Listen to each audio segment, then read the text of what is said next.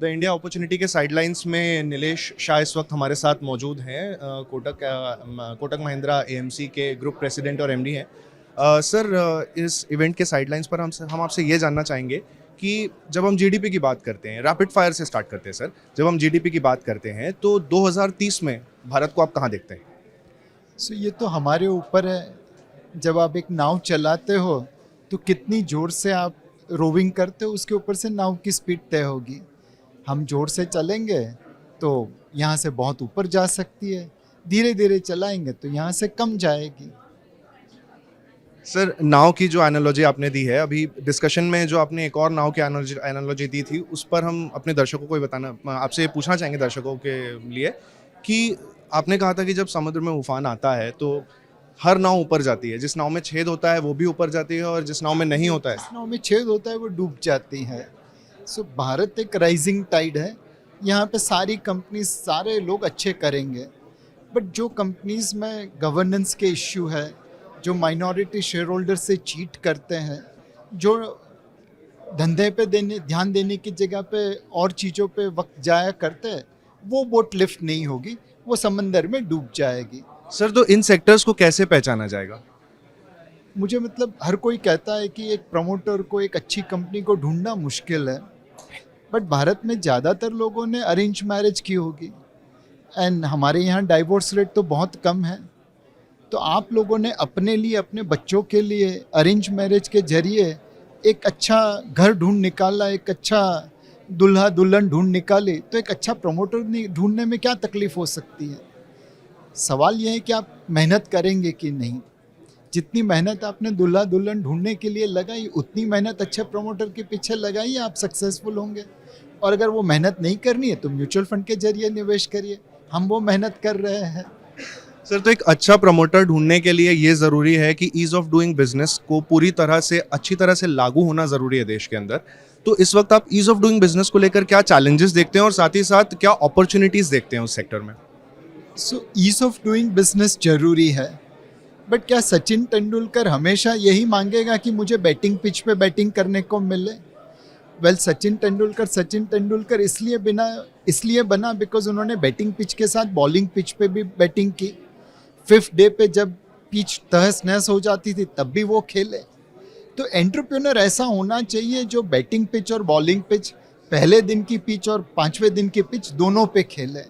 हमेशा business highway की तरह नहीं होगा, उसमें बम्बई के रास्तों की तरह पॉटहोल्स भी आते रहेंगे, और उस पॉटहोल्स में भी जो नेविगेट करके चल सके वही अच्छा एंटरप्रेन्योर है। सर, तो अगर हम जीडीपी के टेस्ट मैच की बात करें और पॉटहोल्स की भी बात करें और पिच की बात करें, तो आगे चलकर लंबे समय के बाद जब वो 5वें दिन की पिच जहां पर टर्निंग ट्रैक होगा, तो वहां पर कौन से वो सेक्टर्स होंगे जो फिर भी कामयाब होंगे? आने वाले 5 सालों की बात कर रहा हूं सर मैं। जैसा मैंने कहा कि भारत एक राइजिंग टाइड है। यहाँ कंजम्पशन, इन्वेस्टमेंट, फाइनेंशियल, सारे बिजनेस अच्छे करेंगे, बट उस बिजनेस में अच्छा प्रमोटर चुनना बहुत ज़रूरी है।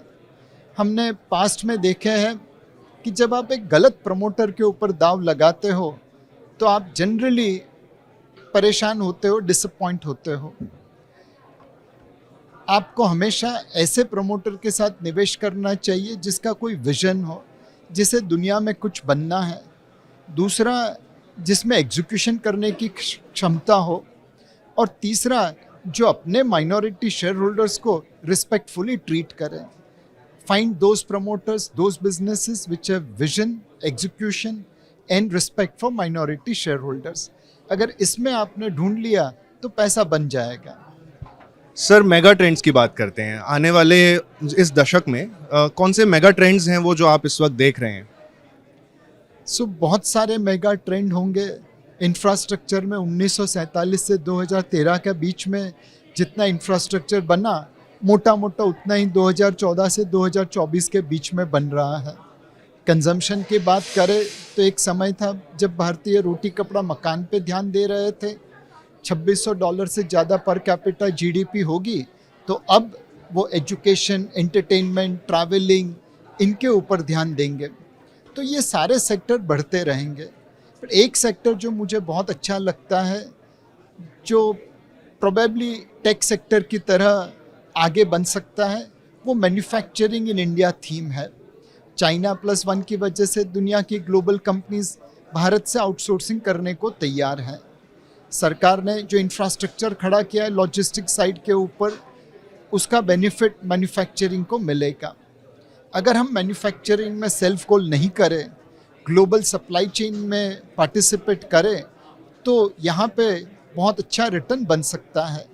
जो हमने मोबाइल क्षेत्र में देखा, एक ज़माने में भारत 8-9 बिलियन डॉलर के मोबाइल फ़ोन इंपोर्ट करता था, आज 8-9 बिलियन डॉलर के एक्सपोर्ट कर रहा है। वही बहुत सारे क्षेत्र में हो सकता है। अच्छी मैन्युफैक्चरिंग कंपनी जो लोकल और ग्लोबल दोनों मार्केट को सर्व करे, वहाँ पे निवेश करना चाहिए। सर एक रैपिड फायर के साथ इस डिस्कशन को ख़त्म करेंगे। 3 वो सेक्टर्स जहां पर आप मेगा ट्रेंड देखते हैं। Infrastructure, consumption, financial services. धन्यवाद सर आपके बहुमूल्य समय के लिए। BQ प्राइम हिंदी के दर्शकों के लिए ये थे नीलेश शाह, कोटक महिंद्रा AMC के ग्रुप प्रेसिडेंट और MD।